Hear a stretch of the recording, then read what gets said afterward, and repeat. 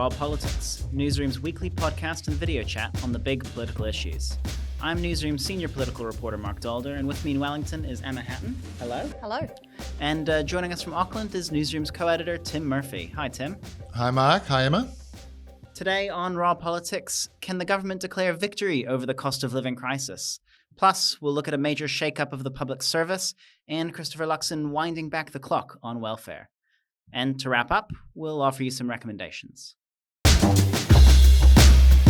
New Zealand has turned the corner on the cost of living crisis. At least that's the message from the government this week after the Reserve Bank made the decision to cut the official cash rate. It's the first cut to interest rates since March 2020, which was in the middle of the COVID pandemic. The move coincided with the rollout of the government's tax cuts, which showed up on fortnightly pay slips for the first time on Tuesday. The government has heralded both of these things as a sign that the cost of living crisis is on the retreat. Tim, the government was elected on cost of living. They campaigned on the tax cuts, on interest rates and inflation and Labour's wasteful spending. Is this them following through on their promise? Oh, I think you'd have to say it is. They've been in now, how many months? What are we, August? So 9-10 months. That's a fair time, and the things they have done are starting to edge through. Certainly the Reserve Bank mentions, restrained government spending looking forward. The inflation rate has been coming down for ages. It was coming down for many months of Labour's last term, but it's continued to go down. So the inflation rate was heading that way. And that was to do with the high interest rates that the Reserve Bank had put in. So you get to this point, they've done what they said they were going to do, and they're starting to reap some benefits. They can't claim it all, but they should claim some of it, as much as Labor did in past lives. On the other things, the tax cuts and the removal of the regional fuel tax, some of these other things are having an effect. They will be now starting to be tangible for people. So politically, this starts to get into a sweeter spot for Nicola Willis and for Chris Luxon. Having said that, the Reserve Bank's statement was pretty gloomy for the near future as well, in terms of employment, in terms of a possible double-dip recession again. And so it's not going to be a straight line. The people who've got mortgages, banks will bring the rates down a bit, not much, but a bit, and there'll be a little bit of relief. So I think you take your political wins. Yeah. On that, Emma, what are the effects of this OCR cut likely to be for households? Putting aside the tax cuts, the fuel tax for those unlucky enough to live in Auckland, for everyday people, what's the impact there? Yeah, I think like Tim said, the most obvious and most keenly sort of tangible thing that people will feel is when they roll off those higher mortgage rates, or if they've got other sort of loans that are affected by banks cutting any kind of retail rate, which they have. Banks moved really quickly, as they often do when the OCR changes. I think most of them dropped their rates by at least the 25 basis point. Some of them did even more than that. So for people, and a lot of people have only been fixing for short periods of time for their mortgage, and so they will roll off those quite quickly, and they will see that, and that will free up either some cash for them, or they can up their payments and start paying down their mortgage a bit faster. They'll feel a bit, a bit richer, feel like they've got a bit more cash there, and that might give them the confidence to spend some more money. But it's obviously not going to be a sort of a massive shot in the arm for the economy in any stretch. Like you mentioned, Tim, those forecasts are hella gloomy. Unemployment is picked to be even higher than it was in the previous forecasts. Those 2 quarters of contractionary GDP, looking down another recession, as they like to say, with two quarters of negative growth, and so people will still be cautious, and they won't just be cautious, they actually won't be able to spend as much as they might have because of those reasons. So yes, there will be some relief, and I think the signal more than anything, right, sends to people that the rates are starting to come down. There's going to be maybe 1, even 2 more cuts before Christmas, and then more cuts through 2025. So So the end is in sight. There's light at the end of the tunnel, or whatever you want to say. But yeah, the actual tangible impacts will be small at first. But the expectation is that it will increase. Obviously there's these huge issues still out there for consumers. We've seen, and you've reported on this, Mark, things like energy prices and those sorts of costs still very real for people and how they spend their money.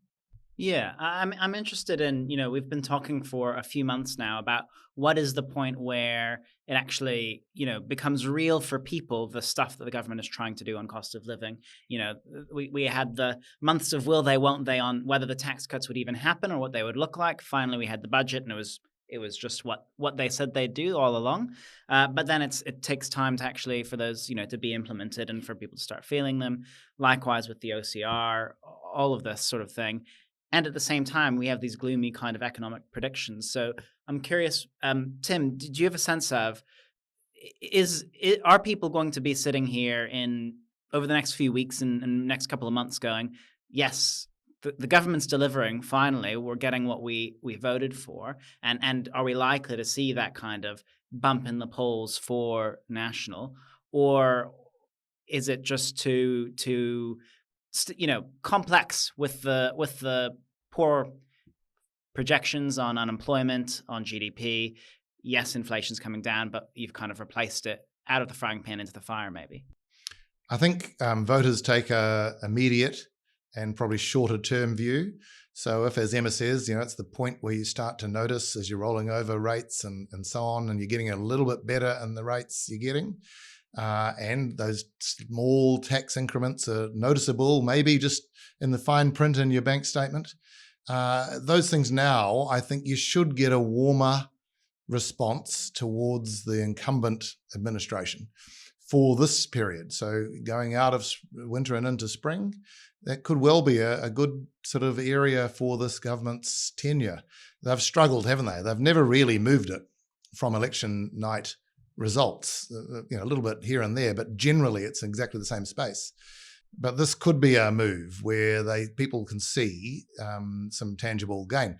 I'm curious whether either of you think the government is extra vulnerable to future issues on cost of living, on price rises, as compared to a government that didn't run on this. Asking particularly in the context of, one of the other big stories this week being high wholesale electricity prices. Now, for almost everyone, that doesn't actually affect their power bill right now, but it's going to feed in alongside a really significant increase in the charges that lines companies and Transpower running the national grid can charge for their infrastructure investment into retail power bills beginning probably April next year. So we do have inflation coming down. The prices are rising less quickly.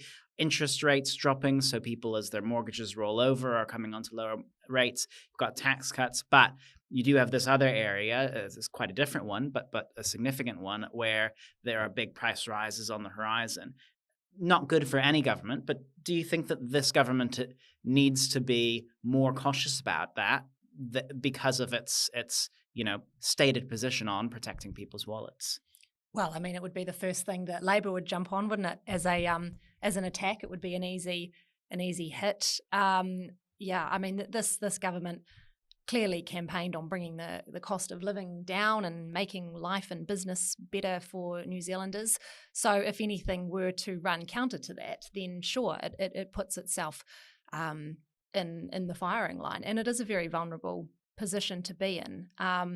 It's impossible to sort of protect yourself against any future shocks that might come your way, any sort of global impacts that might impact on that. And people, I think people would be forgiving if it was kind of out of their hands, so to speak. But maybe not. Maybe they would just see it as, oh gosh, here we go again. Prices are going up.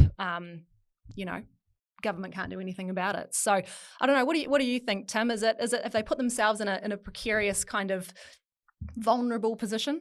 Well, they talk a big game, and they continue to talk a big game. They keep claiming everything that might be possible as a green shoot, as a blooming bouquet, and I think All of the ministers. It's almost a bit too soon and a bit too fast. The trigger happy to find some good news. So they do talk a big game and set themselves up for. Kiwis are a bit shy of people talking a big game and skiting and boasting and bragging and, how good am I? That's not something that goes down that well. So, you talk about people being forgiving. They're also unforgiving of what they see as, people making a bit much of themselves. So politically, they've got to be careful. Mark, you mentioned power, and that's a real worry, obviously. It's a systemic issue, isn't it? It's a long-term, gnarly, intractable thing almost. But the other one is water charges, as we know, and rates. Now, people might blame their council when their rates go up, but if they can see that the water and rates have gone up by a big amount because of decisions not to make reforms that might have ameliorated that. So it's a political challenge for Labour and others to spell that out, and for National and allies to sort of cast it as, not really our fault. This is a big 30-year generational problem. We're making New Zealanders confront it and councils confront it. So there's a narrative either way to try and cover that. And similarly with the power, to say this is a result of the last government's tenure and before that not getting to grips with what we needed, not advancing, renewables fast enough, not making provision either with gas or with the coal-fired or all that stuff. They're both trying to paint not really our fault. And it's interesting. It'll be interesting to see which version of that Kiwis buy into, to see whether they do then sort of hit back or turn back away from a government saying, we've done this for you guys. The public sector has seen two big shakeups this week. First, after a week of speculation, it was announced that most of the functions of Te Arawhiti, the Office for Māori Crown Relations, would be folded into Te Puni Kōkiri, the Ministry for Māori Development. Then Whaikaha, which is the Ministry for Disabled People, the majority of which will be rolled back into the Ministry for Social Development. Both of these departments were created under the Labour government. It beefed up the former Office of Treaty Negotiations and the Office for Disability Issues, respectively, and now the coalition government is pulling them apart. Tim, Te Arawhiti was created with big ambitions, this big vision that Kelvin Davis in particular had for, how the Crown-Māori relationship should evolve going forward. But even those within the sector don't seem too upset by the government's actions here. Was Te Arawhiti living up to its promise, and is this the right move? I think this is a symptom of wariness by everybody with the cycle of restructuring, the big vision that you mentioned being followed by the small vision of Tama Potaka and this administration. And so we get these cycles where committed specialised agencies or even ministries are created. 60 years later, 5 years later, 10 years later, another administration comes in, reverses it, says that the real efficiency here and the real effectiveness is in a bigger organisation that can sort of cover these things as well. So maybe everyone's just a bit jaundiced by the process, Mark, when you say that no one's really that affected by it, because they probably think that this sort of function can be done within Te Puni Kōkiri, depending on resources and depending on how much these changes are to save costs or not. But in terms of straight moving responsibilities one department to the other, out there in the public, it probably doesn't matter a whole lot. Among public servants and journalists and politicians, there's either eye roll, as in here we go again on the cycle, or some sort of puffing up that we've got this solution, which, I don't have any great confidence in these sort of reforms. Sometimes, to me, they smack of administrations that have no better idea. So while they're looking for improvement for the consumer or the voter, all they can really offer is we'll try this structure instead, and without any real evidence or notice or probably confidence that the end result, the outcomes of which Luxon speaks, can be known yet. So let's see, I guess, is the big sort of shoulder shrugging response to these sorts of things. Yeah, I'm interested because, Te Arawhiti had this kind of dual mandate, not to borrow a Reserve Bank term from earlier. One of them was, actually negotiating these treaty settlements, and then the other was making sure that they were enforced and upheld. And my understanding from people within the sector is those sort of functions clashed often within the department, and so separating them out does seem to make sense. But putting the enforcement functions into Te Puni Kōkiri, on the one hand, yeah, it's the Ministry for Māori Development, makes a lot of sense. But on the other hand, it's a ministry that's sort of infamous among, a handful of others in Wellington for just not being very efficient, not getting things done very well. And so there's a question of like, it's the right place for that function potentially, but is this ministry even capable of doing it? And I don't know, that's a bigger question that's maybe hard to answer when you have agencies and departments that just so consistently fail to do things right. Even when you have change at the top, change in the middle, change at the bottom, how do you fix that? I don't know if anyone has any solutions here for Nicola Willis, maybe. I wouldn't like to go too far on giving policy advice on that topic, because I think if it was an easy answer, we wouldn't have these sorts of issues that seem to be very cyclical, right? We go around, we set up these bespoke agencies to do a certain thing because there's a need, because there's a demand, because the sector calls for it. And then invariably down the track, they fail in some way, or they don't live up to the big expectations that are put on them. And so, yeah, I mean, it's a really open question as to sort of what is the future of this kind of way of governing when you've got big departments set up that have these economies of scale and you get these efficiencies versus these bespoke areas that really hone in on a certain issue. You can see both sides. Neither option so far seems to really do very well. Yeah. Well, and I think you probably have some thoughts on that in the disability space in particular, which we'll come back to in a moment. But I'm curious, Tim, people on the street, the average Auckland regional fuel taxpayer, it probably doesn't care too much about the structure of Te Arawhiri and Te Puni Kōkiri. But is there an optics issue here for the government where they are disestablishing or partly disestablishing a Māori government department amid all the other stuff like that we discussed last week around policies towards Māori? Is it potentially just a bad look to be making this decision, even if it may well be justified?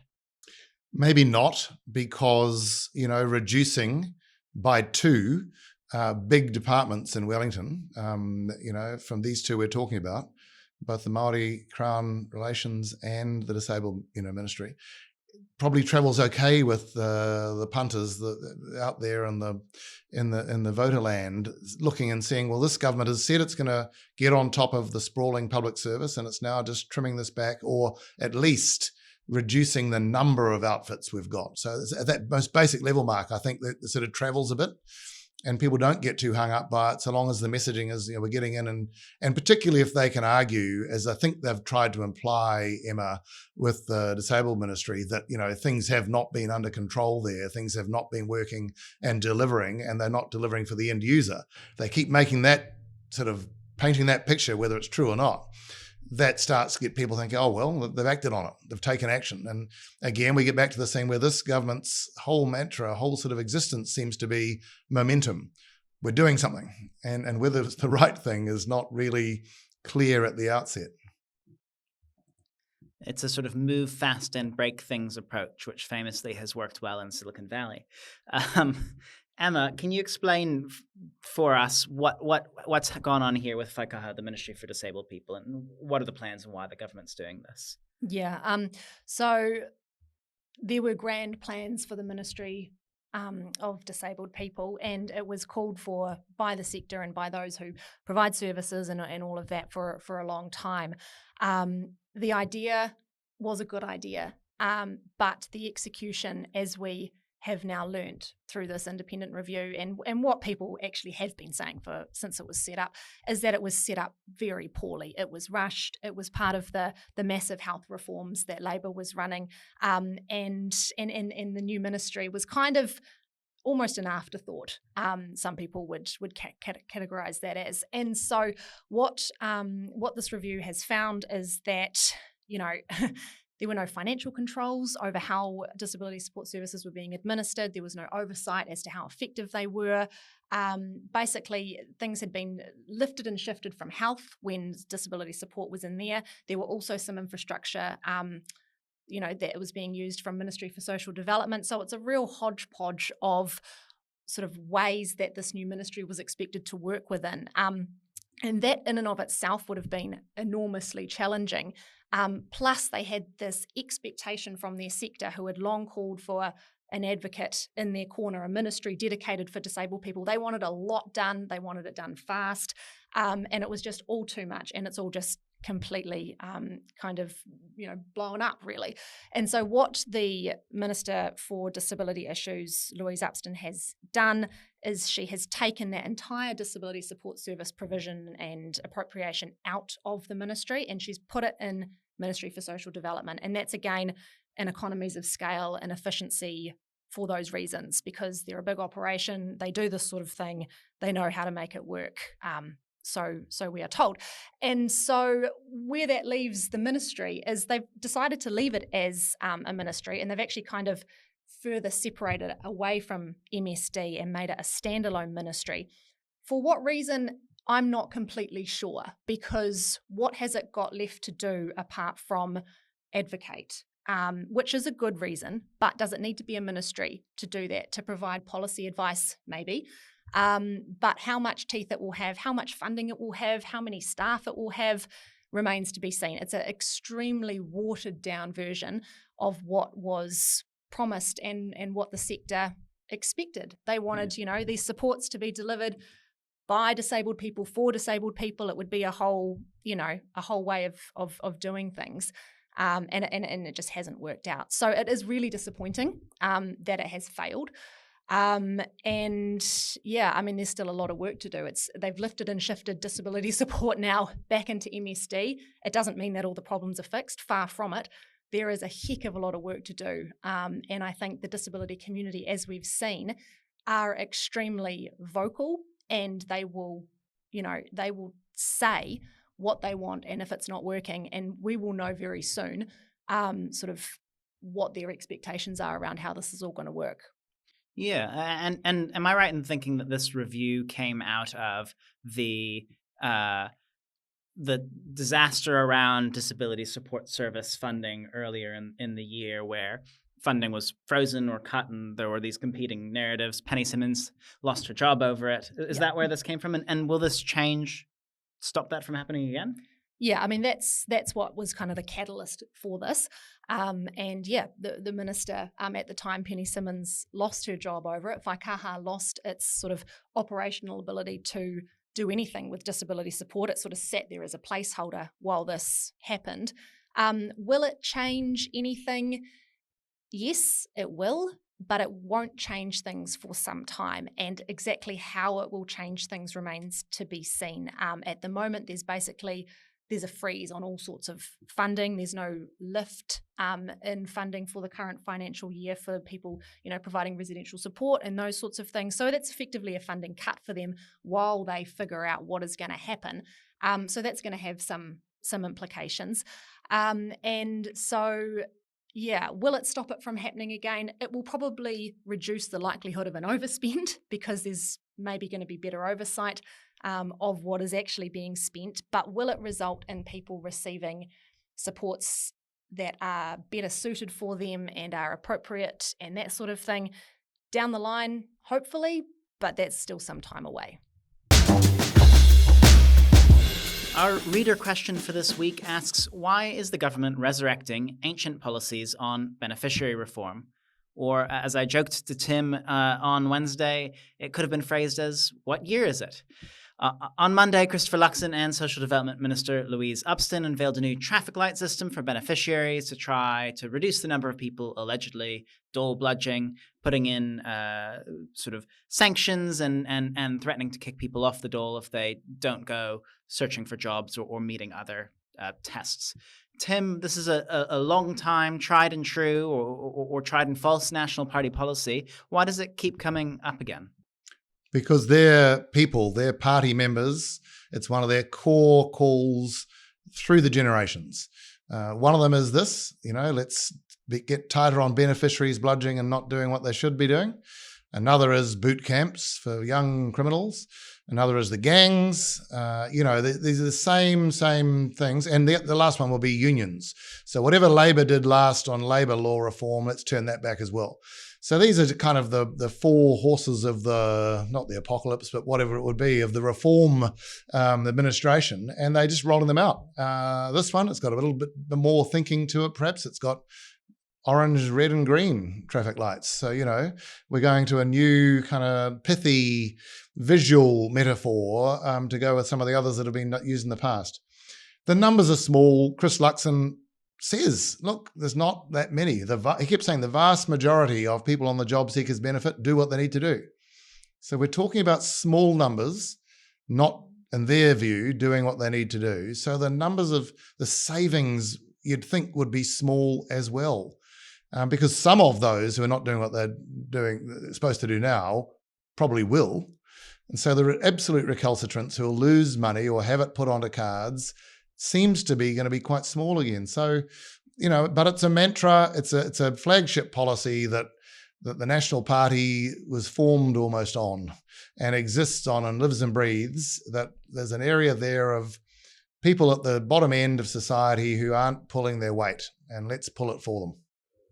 Yeah, I mean, it doesn't matter if it doesn't save money. Isn't it just a principal thing for the National Party of, even if it costs more to stop these people from taking taxpayer money, it's still worth it because people shouldn't be able to just lie around and have the government subsidize their lifestyles. Let's wrap things up with some recommendations, something that you watched, read, or listened to this week that you enjoyed. Tim, I'll go to you first. Mine is a revelation by Andrea Vance in The Post about the new regulation ministry led by David Seymour, the man who's going to excise the wasteful spending by government, looking for a senior communications executive at up to $170,000 salary per annum. Emma. I recommend Joel MacManus's column this week for the Spinoff on the shady, conspiracy-aligned group that is seeking to influence the Wellington local body elections for 2025. It's a fascinating read. My recommendation for this week is John O'Millan's scoop at Newsroom on the new Health New Zealand Commissioner and his waning confidence in his chief executive after a kind of botched presentation to staff about the cuts that might be coming down the pipeline. That's it from Raw Politics for this week. Thank you to our producer, Trent Doyle, and to our readers, listeners, and viewers. Please send any burning questions you have to laura.walters@newsroom.co.nz. And you can find us here next week on YouTube or wherever you get your podcasts.